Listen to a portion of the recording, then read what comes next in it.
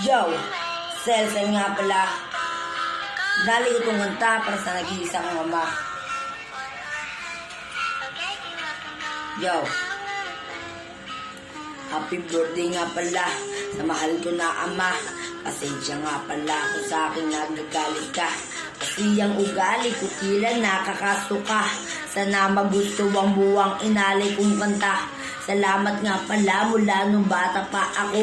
Pilit ka na nagtrabaho, buhay mo lang sa tulad ko.